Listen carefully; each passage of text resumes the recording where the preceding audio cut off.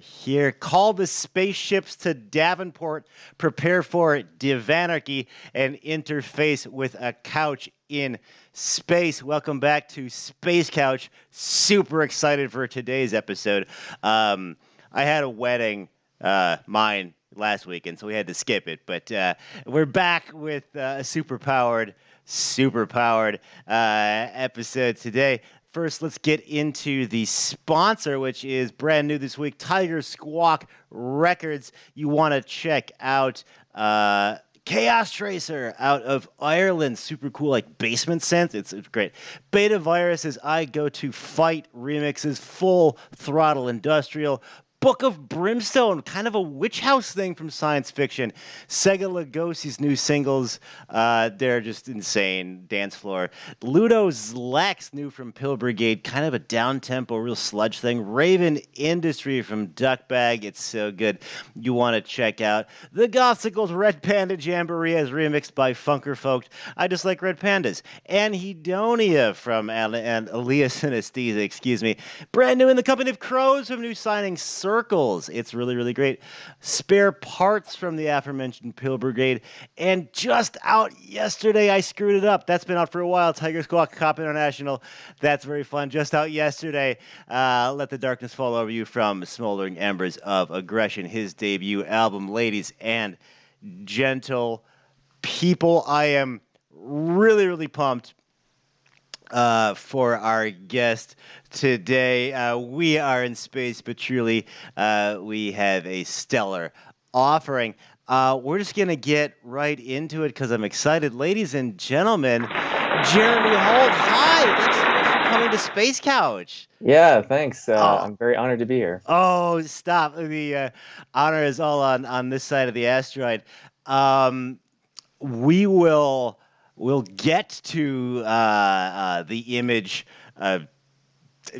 deal signing. I'm not sure the nomenclature, and eventually this new thing with Marvel.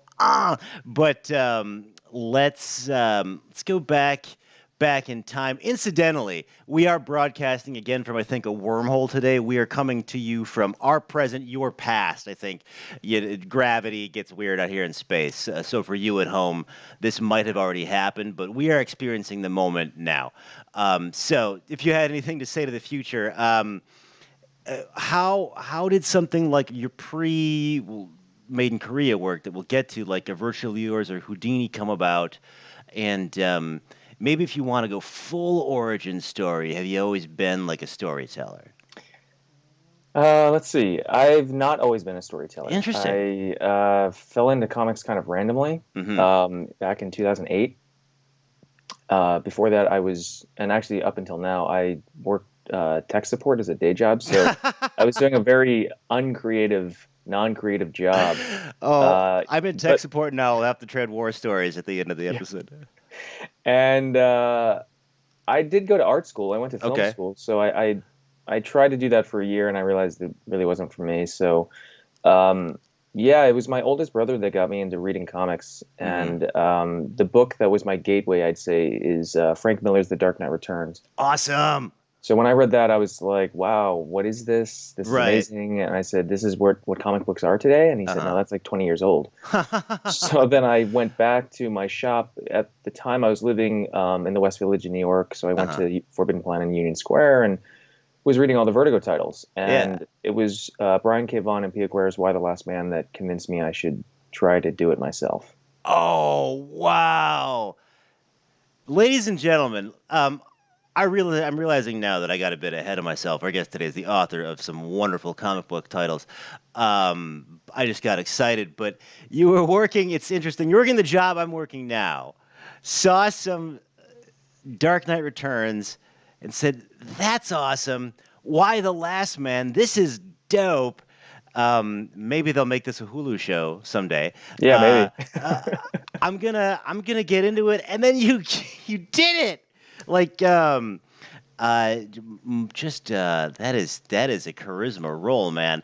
Or you tell me, was it, how does it start? Like, do you just say, like, I have these ideas in my head that maybe we... Yeah, it starts with an idea. And at the time, this was at the, like, summer I guess summer of 2008, and I had this idea for what I thought was going to be the most amazing zombie comic.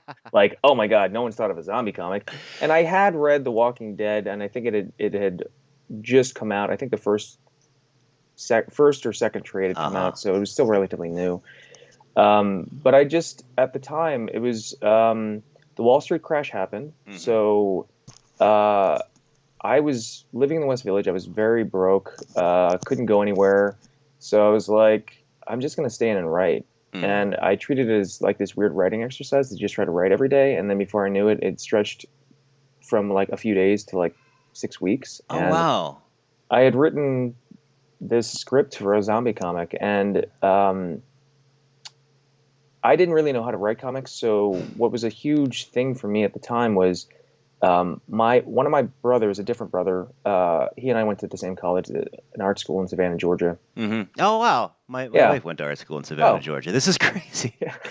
And so he connected me with someone he knows, I guess still knows, who is an artist at Dark Horse Comics. So she read my script and thought it was decent and said, hey, there's an editor's day every year where you can come back and meet some comic book editors. You want to do that? I said, yeah.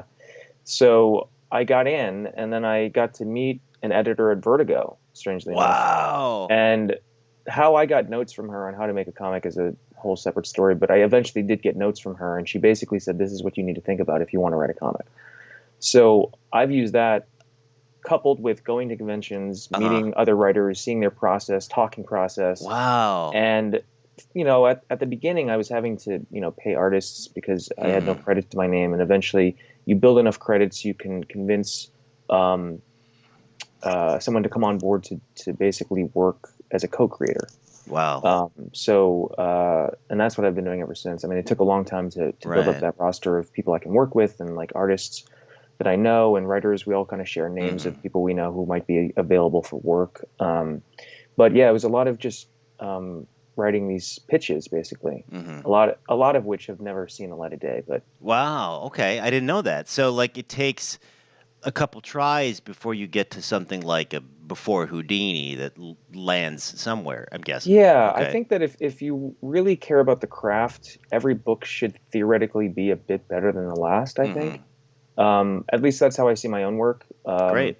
So yeah, I mean, my first book I thought was pretty good. My current book is obviously much better from all aspects. But you know, you just keep writing, and you start to kind of figure out your process, your voice, stories that are interesting to you, how to basically write as authentically as possible. That's awesome. So it sounds like you kind of got out of your own way early. Don't let me put words in your mouth, but what I'm hearing is like, I'm not going to be like, this is the way I do it, man. I'm going to learn from these experts, and I'll not copy. I'll apply these skills to my craft. But I love that you dug into this schedule and learned this craft, and just pulled it off with everything leading up. We have Virtually Yours well received, and now, ladies and gentlemen, this I'm really excited about. We'll play the trailer, I guess, but cool. We will. This is, you want to check this out. This is the shiznit right here. I got this printed on a dead plant, but available on Comixology and any number of platforms in this future Jetsons year. But here's a trailer for Made in Korea. Or if my magical space controller, aka Bluetooth keyboard, hadn't fallen asleep just now, here's a trailer for Made in Korea.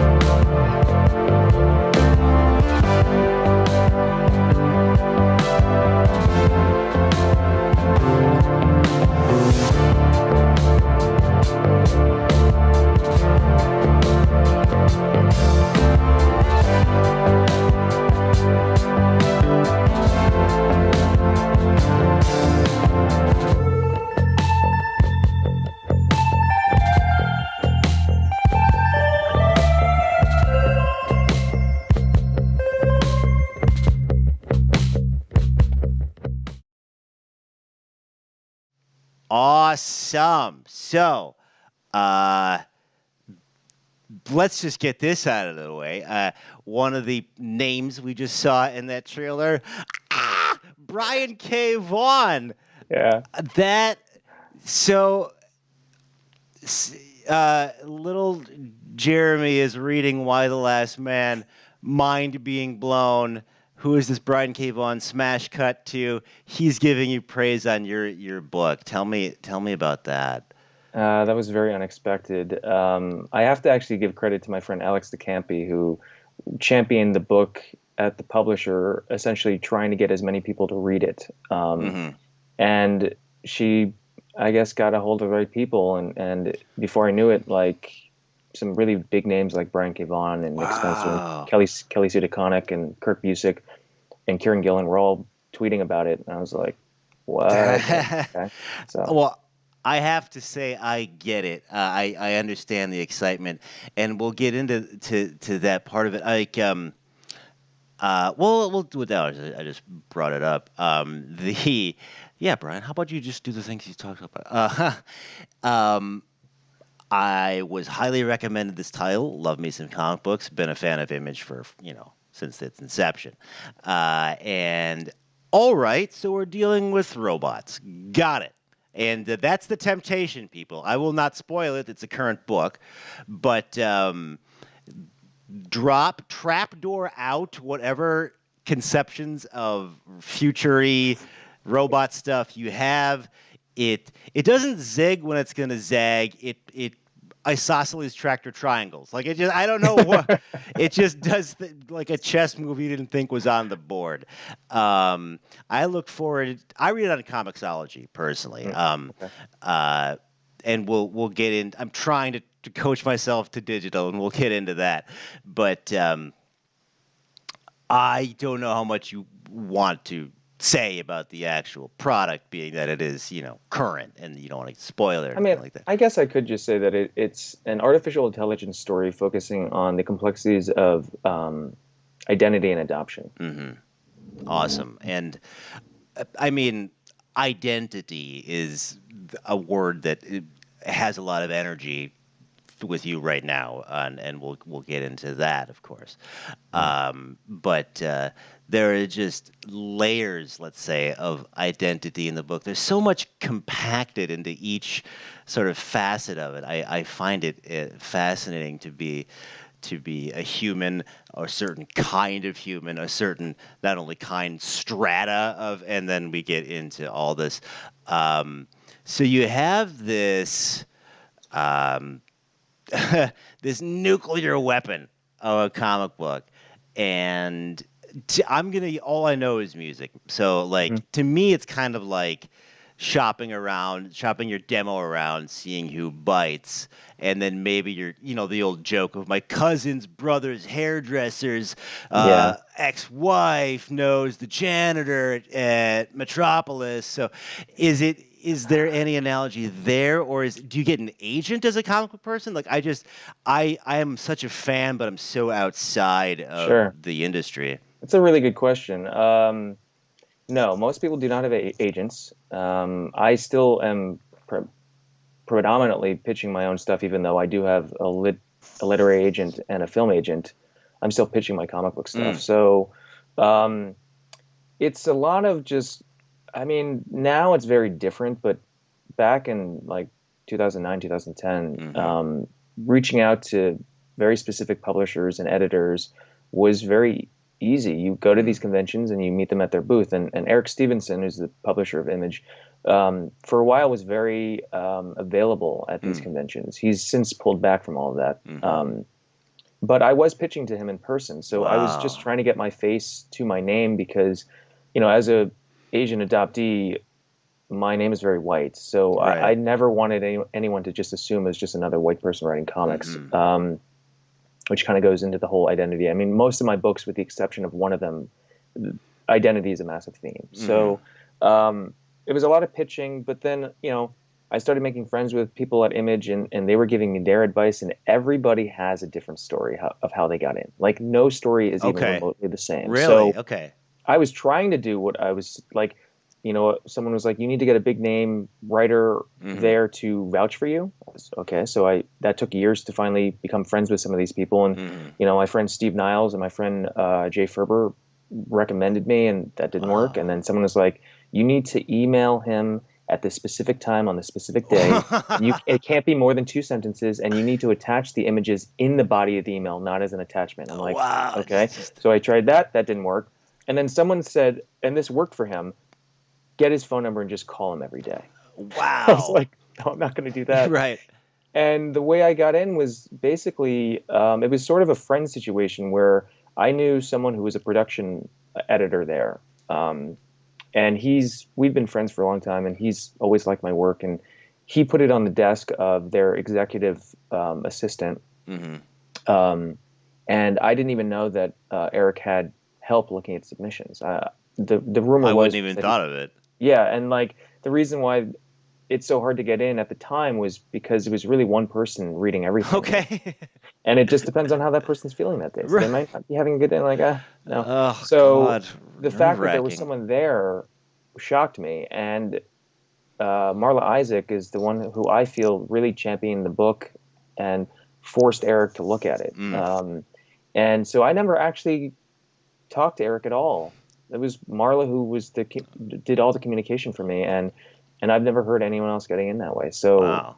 yeah, the rumor. I mean, the legend of how to get in is still very much true. Like, Okay. it's almost as if you find a hole in this brick wall and you walk through, and then the bricks sort of replace themselves, and then awesome. kind of. And it's not like I want to try to keep that door open, but there's no way to keep it open. Right. Because once you're in, it's like, okay, now you just have to keep moving forward. You can't look back. Wow. So you said, whatever it is, the secret magic word that opens up that brick, like the T1000, and it closes behind you. And then the next guy goes, oh, okay, and says the same secret magic word, and goes, well, what? The door's not magically. I mean, honestly, when I saw Shang-Chi in the movie theater, and the scene where they're trying to get to this this magical place, I was like, oh, it feels like trying to get in at Image. Like, you just have to do the right turn at the right time, and if you don't, this force is going to swallow you. And it's just like, oh my god, that feels like pitching comics. That is hilarious on a number of levels.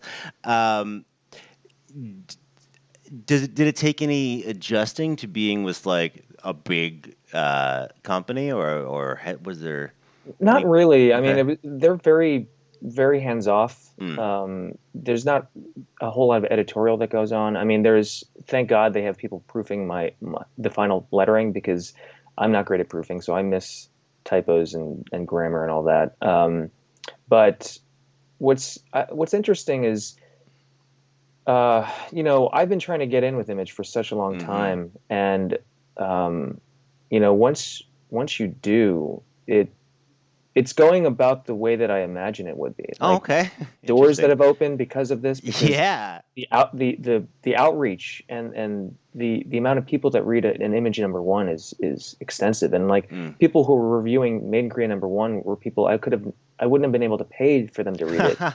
And so, yeah, it's just been kind of wild. That is, well, I mean, no undue accolades. It really is. I await each notification on my phone. And you get a trailer out of the deal or something like that, and you wanted to work with Image specifically. Yeah, I mean, I just liked the creator-owned model. I like that there's not a whole lot of continuity you have to have on hand to read a story. I mean, I read a few of the big two back in the day when I was getting into it, but really I just leaned hard into creator-owned comics because those were just so much more interesting. And it's nice to own what you create. That's really cool.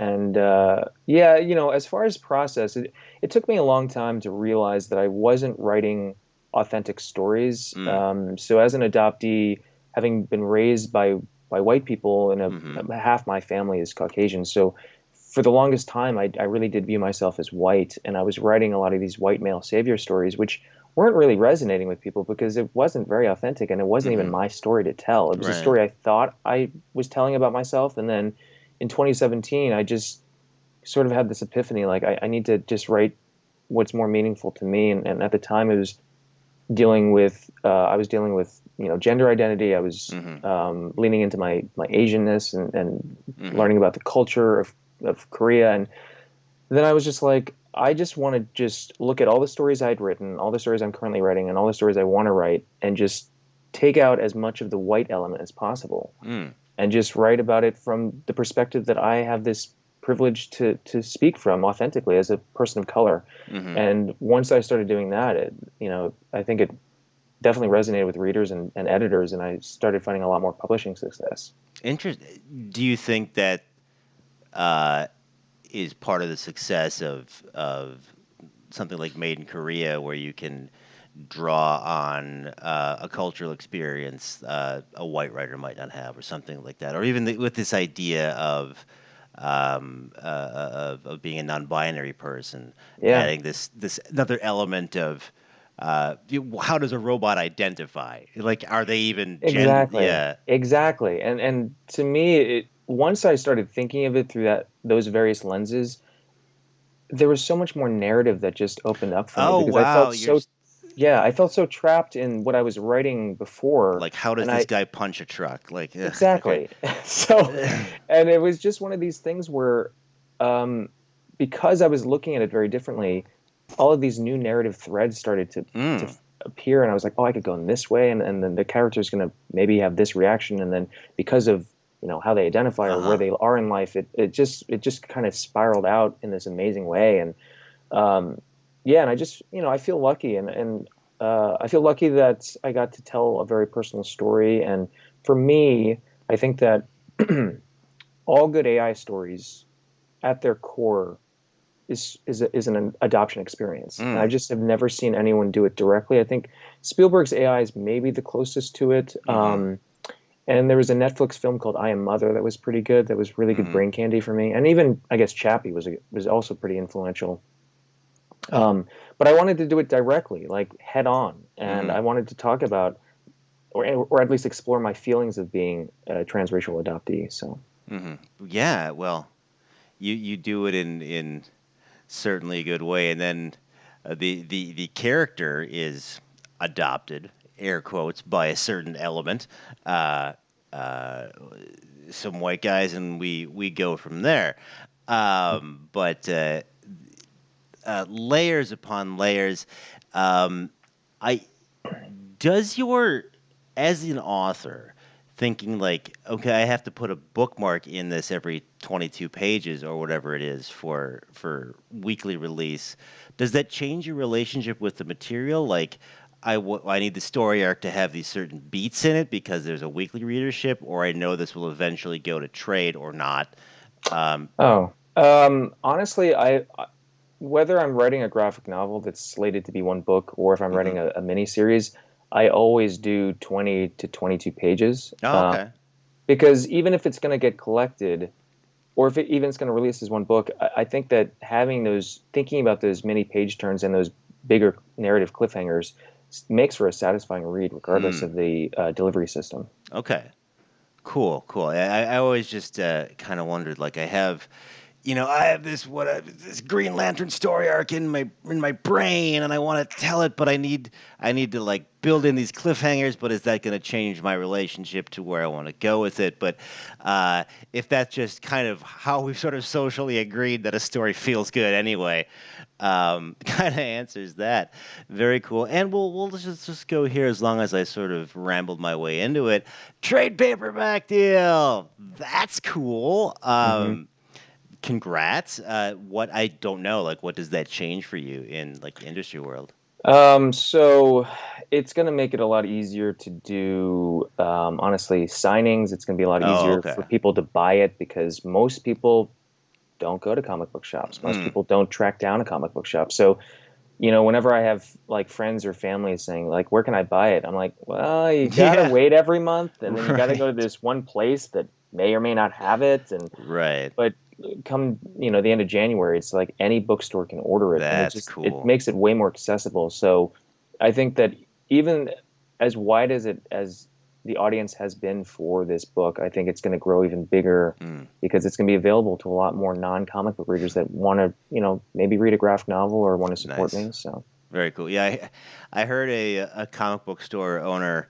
once say that they could probably just stock a booth with only the first trade paperback of Walking Dead for a convention weekend and be fine.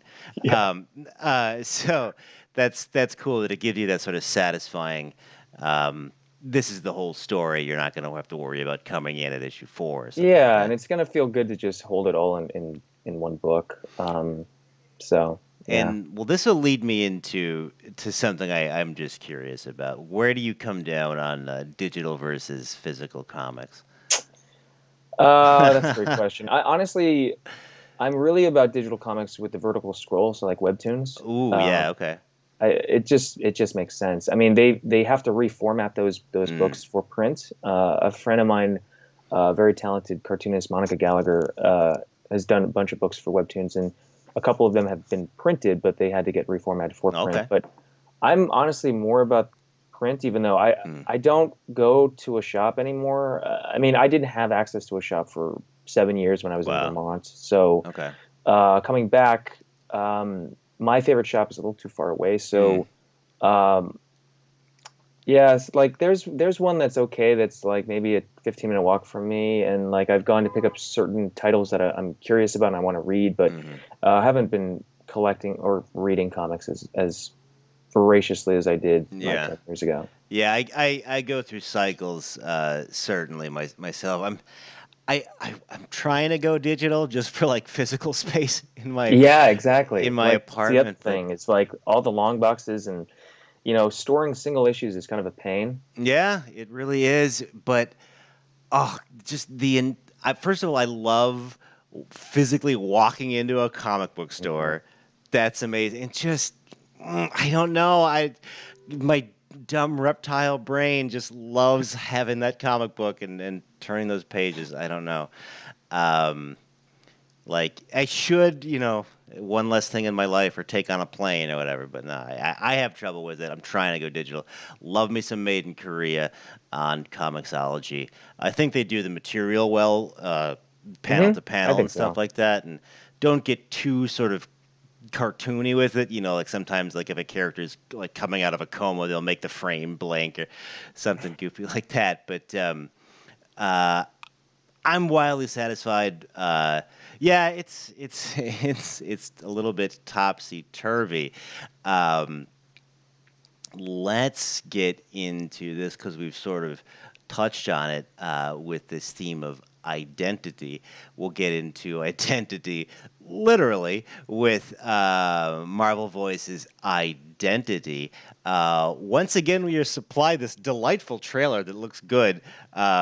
So that's how you know I had nothing to do with it. So you guys check this out. This is so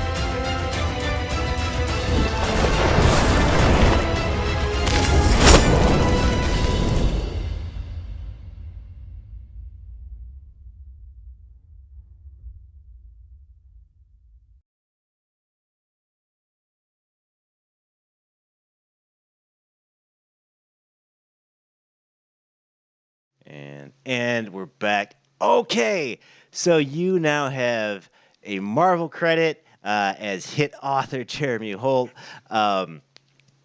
in Marvel Voices Identity out now. It's really great. You do a story about silhouette and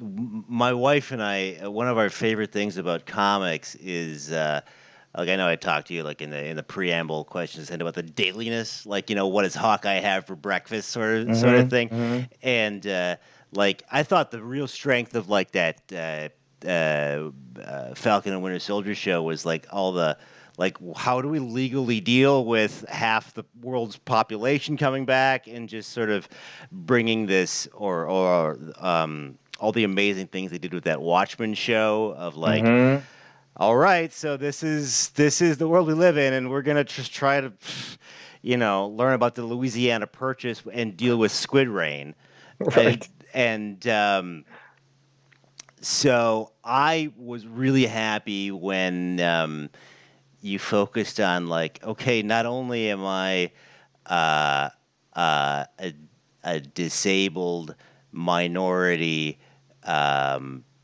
superhero. I'm trying to navigate Tinder or whatever we call it Yeah. in this. I just want to like have a connection as a person too while I'm trying to save the world from cataclysmic evil on a Wednesday afternoon. Um, or or that's how I interpreted the story. Don't let me put words in your mouth. How did they approach you? And let's get into this. This is exciting, man. Give me the. So I got approached because a friend of mine, my friend Pornsack, who's the writer of The Good Asian for Image, I guess he was talking about me to an editor at Marvel, Darren Shan, who's the one who edited the anthology, and I just got an email from Darren, and it said the subject line was Marvel work. Okay, and so I didn't know who Darren was at the time. I don't really know any of the editors over there. So he introduced himself and he said, I believe you know Pornstack, and he was mentioning you, and he said we need a writer for this thing. I'm going to be completely transparent. It's the person who was supposed to do this kind of just dropped the ball in a lot of ways, and we need a really quick turnaround. So can you get me like at least 3 ideas that we can discuss like tomorrow? I said, yeah, I'll try. And I was like, who am I writing for? Like, what are the characters? So we discussed that for a bit, and the characters I wanted to write for were all taken, obviously. Okay. And he said, who do you want to write for? I said, well, are there any biracial characters? And he said, I need to look into that, but I'll get back to you. And like a couple hours later, he said, wow, I'm really kind of embarrassed to admit we don't have a lot, but we've got one. And I was like, okay. And Silhouette of New Warriors, which is a comic in the 90s, which I'd never read. And so I was like, okay. And so I came up with a bunch of ideas. And the only one I really liked that I was willing to send to him was this dating story, because he sent me all the back issues. I read them like that night, and I let the ideas kind of simmer in my brain, and then I composed this email with this brief pitch. Because the reality is that Silhouette, in the totality of Marvel's universe, is not in a lot of the stories. Like she's in maybe 12 issues. Really? Which to me means she's not actually fighting a whole ton of crime. No. And also, there were things about her story that I just found so odd, and it didn't make sense. Like the fact she doesn't have a civilian name, and that to me is like, how do you navigate life where you, especially let's say if you're going on a date, you have to make up a name. And also there were things about her storyline that I found super problematic in the original run of her character, but for me, I just wanted to tell this story of like, how do you navigate that, and how does she feel about it? And because as a disabled person of color, when she's fighting crime, no one makes any mention of it. Nobody blinks an eye. It's just who she is. Right. But in the real world, she can't rely on that. And on dates, those two things, her disability and her ethnicity, are the things that people would focus on, like hyper focus on. Right. And how does one navigate that? So Yeah, that was basically the pitch. Wow. And you do it very adroitly in the story. I mean, who wouldn't want to teleport out of a bad date or something like Hmm. that? But um, pretty pretty awesome. I love the unearthing of and examining of old characters. I think that's really strong. Um, I will always support New Warriors. I'm secretly old as shit, Yeah. so it's.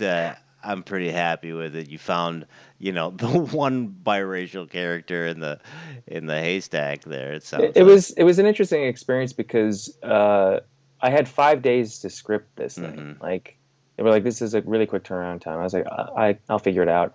And so the original ending to the short, um, I had this scene where she's in this diner and she's like feeling kind of just disappointed by everything, Hmm. and uh, sh this guy accidentally bumps into her, and she turns, and it's Matt Murdock, and they have Wow. this really cute exchange, and just seeing two disabled people have this kind of meet cute, Hmm. and then after that, he's like, hey, maybe I can take you out for coffee sometime, and then she's like, great, and then she deletes the app, and I sent it to him, and he said, I love this, but right now Murdoch is in prison.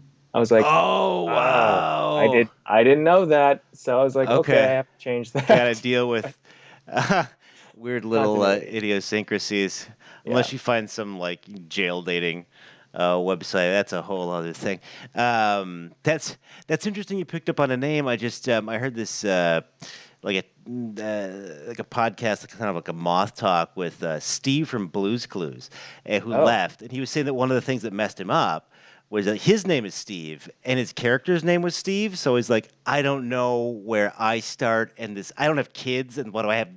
Like, why am I talking to kids as the Blues Clues guy? But where am I Steve, and where is he Steve? I don't. I thought it was really Oh, interesting that you that picked is up on really that. interesting. And yeah, what's nice about that whole experience with getting to kind of explore her character more, because like I don't really think she her character is explored in any emotional way. And Mm, what's cool is that I gave her a name, and now it's part yeah. of her canon. Like she now has a civilian name that I contributed to, which Well, feels pretty cool. and it's cool, and it's like it's not about now. Feel free to jump in at any point, but like it's the oldest thing in comics. But even as like a young white reader, you stick out like, okay, if you're Chinese, you have to be the dragon or Yeah, Mandarin, or like your power is essentially to be black or right. be Be the Asian. stereotype. Right. Like you can't just be like a Pacific Islander that has gravity powers. You have to be like, Haka or whatever. Like you Right. can't just it's got to be something else. Um so now I'm silhouette. It makes sense. I have this connection to the dark for it. So like I thought that was pretty cool. Not calling her like whatever the Cambodian dagger or something like Right, that. right.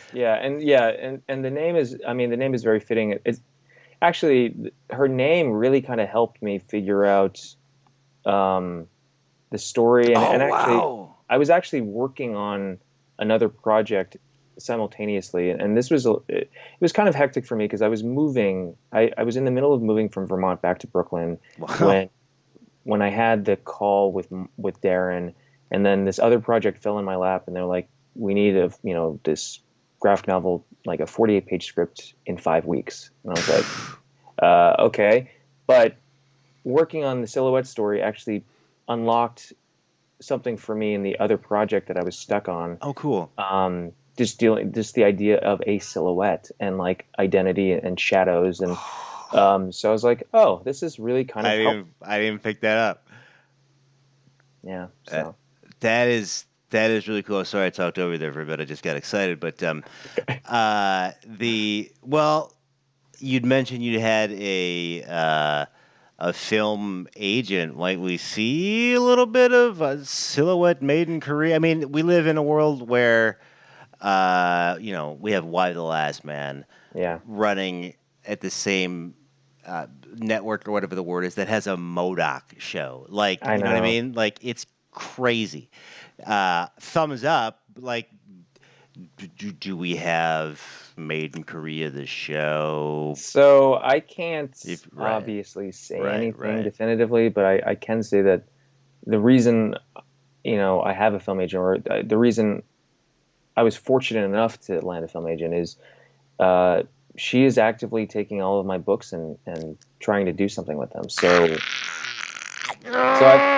I've had a lot of exciting conversations with various studios regarding my other books as well. So So um, cool. yeah, it's one of these things where I remember when I first met Steve Niles and I became friends with him. He said, even when you're getting rejected left and right, just keep writing, and you got to Mm-hmm. fill that proverbial drawer. Just fill it, Okay. because inevitably, if you commit to this and you want to be a published writer, there's going to come a time where they're going to say, "What else do you have?" Okay. And you need to be locked and loaded and ready. You got to And have just that in the clip. yeah, and Okay. and that happened. Uh, as soon as Made in Korea came out, that was the first question. What What else you else you working on? got? And Okay. so uh, I was ready for that question, and I actually I'm close to signing a new book deal with it for another project. So it's like it was very helpful, and yeah, it's just I've just been writing these things, and I think that with the film agent, it's the same thing. Mm. She really liked Made in Korea, but when I sent her my website, which pro tip, every writer and artist should have a nice looking website that has Mm-hmm. contact information, that has all your books, that has updated bios, and even reviews and whatnot. So we would want to And go to jeremyholtbooks.com, everybody. yeah, and the agent, having seen my site, like I think that is what sold her on taking me on. Really? It's like, oh, you have so much work. I said, I mean, it doesn't feel like it because I've been doing this for 12 years, and Hmm. like no book really has reached an audience in the way that Made in Korea has. So even though I have 6 other published works, Mm-hmm. to me, Made in Korea feels like my first real book. Really? Okay. Yeah. Interesting. So, well, we will keep our ears to the ground for whatever may come our way on that avenue or channel, pardon the pun. Really, really exciting stuff. If we switch gears slightly and design Jeremy Holt the video game, what do you think? Like, is this like a Tetris thing where you try to fit all the various projects in your life, or are Mm. you platforming and like does coffee bring you a couple HP back, or power pill or something like that? Like, who might the Um, main antagonist in a Jeremy Holt video game be? oh, that's really interesting. I think I'd want like a vertical scroll game. Okay, cool. Um, yeah, there's a mobile game I was playing for a bit. Not that to say that this game would be the game of my life, but I really liked it. And it's called Inside, and it's this really weird story about you're the protagonist of this game is this small boy Uh huh. that is trying to run away from these adults, and it's clear there's a underground abduction thing going on. Okay. And so he's hiding from dogs. It's in the middle of the night. The Uh huh. soundscape is amazing, like the Okay. puddles and his footsteps and his heavy breathing. And it's terrifying because Right. you're like, I don't know why these adults want to hurt me, but they will if they see me. Okay. And if you get caught, they literally gun you down. And it's Oh just yeah, like yeah, yeah. Okay. I played this. Yeah.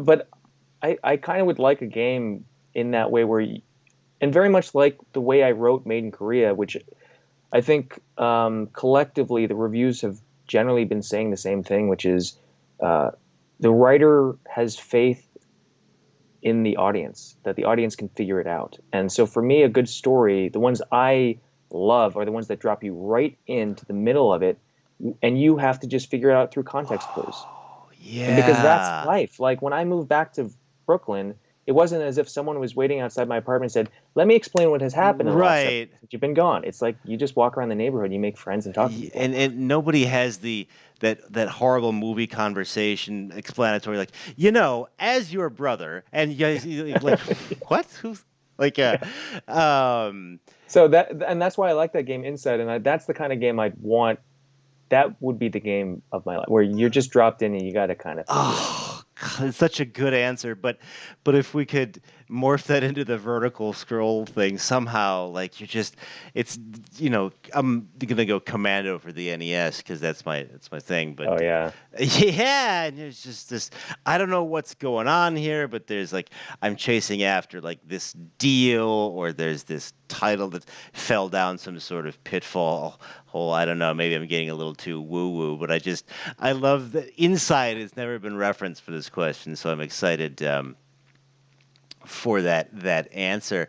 So we talked a little bit about cons, but I want to pick your brain on it slightly. Like, have you tabled at cons? Yeah, I have. Okay. What a lot of our audience are con enthusiasts, if not artists themselves. Like, what advice might you be able to impart onto someone tabling at a con?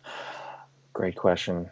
As a writer, I think it's a little bit more challenging because you don't like artists get to be busy, and I know artists like my friends are all chained to their tables doing commissions, making good money doing it. But with a writer, it's like, do you want me to write you a poem? Right. Like, smell I'm my just hair. there. Like, yeah, exactly. So, give you a critique that you don't want. I mean, so like, it's tough for a writer. For me, it's get a nice tablecloth. Honestly, Okay. Have a backup battery, because you're gonna probably use Square. Use Square. Have Okay. cash, but use Square. Have cash, use Square. Have all your books, obviously, business cards. Mm-hmm. But something that, again, I've referenced my friend Alex DeCampi, but she had this thing where she was doing these little sketches, and she's not an artist by trade, but she's just doing these little sketches and selling them for like $3. And she's like, it keeps you busy. The awkwardness is less apparent because people don't come up and just stare at you. Like, you're Right. working on something, and you can just make some coffee money. That That's is not bad. awesome. Yeah. I love it. So, nice tablecloth, backup battery, little doodles. No. Doodles. Also, this I kind of just parlayed from pitching, but have these like elevator pitches for your books memorized. So a lot of them I have memorized, and by the end of a weekend, I just will hear myself speaking, and I have this kind of like disassociative moment where I'm like, I've said this 1,000 times. I can literally think about something else right now. Well, a lifetime of tech support notwithstanding. Oh, yeah. Thank you for calling. Have you done anything? Sorry. Work starts Monday. Won't break into that yet, but awesome. What a great answer. We're on this rogue flight path out here in the void, and it's costing you personally billions of dollars to beam this signal up into space. So thank you. Right. I think Image is covering this, so you'll totally. be fine. Okay, sweet. And to the extent that you can say, because it sounds like the stellar rise of Jeremy Holt is not slowing down anytime soon. What can you tell us is next for the mighty Jeremy Holt? I can't say the details of it, but I did mention this 48-page graphic novella that I wrote over the summer. That should be getting some sort of an announcement in a week or two, I think. And then obviously Made in Korea, the trade is slated for January 26th. And I have a 8-issue series with a new publisher that I don't know when that's going to get announced, but okay, very cool. Yeah, excited about it though. And I have something that I guess I could say that it's with heavy metal. What? So I don't know when that's going to come out. Like the production's been a bit delayed, but I've just picked up production on it again. So hopefully, yeah, I need to talk to the publisher. But like that was something that was kind of signed and sealed a while ago, actually. I would love to see what you do with that world. But I think that'll be just a graphic novel. Very cool. It could be a 5-issue series, but I'm leaning towards a graphic novel. Let's explore those identities. Yeah. So.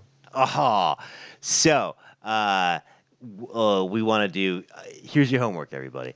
JeremyHoltBooks.com. I would not lead you wrong. I 100% recommend Made in Korea, available in the Image section in your local comic book store. I get it on Comixology. I think Image probably has an app. You have so many avenues to get this wonderful title. Marvel Voices Identity out now. There's one of a series. There's issues covering also any number of groups and identities, and this one focuses on Asian authors, Asian characters, artists, and it is some quality work. I recommend that, and we will. Well, I mean, I said we keep our ears to the ground, but it almost sounds like it's inevitable we will hear about you in the future. Thank you so much. This was so exciting for me. You are the first comic book author we've had on the show, so thank you for that. Any last thoughts you want to send out into the void here in space? Well, thanks for having me. I think this is actually a really fun show. I like the way you have this structured. I like, it's nice to have multimedia aspects to an interview. So, yeah, I really appreciate the time and the support. Oh, yeah, awesome. This is Brian for Space Couch for Jeremy saying, call the spaceships to Davenport, prepare for Devanarchy, and interface with the couch in space. Space Couch out! Why do you keep going to sleep? Space Couch out! Oh, okay. I don't know if you can still hear me. Can you? Say what? Can you hear me okay? Yeah, alright. Sorry.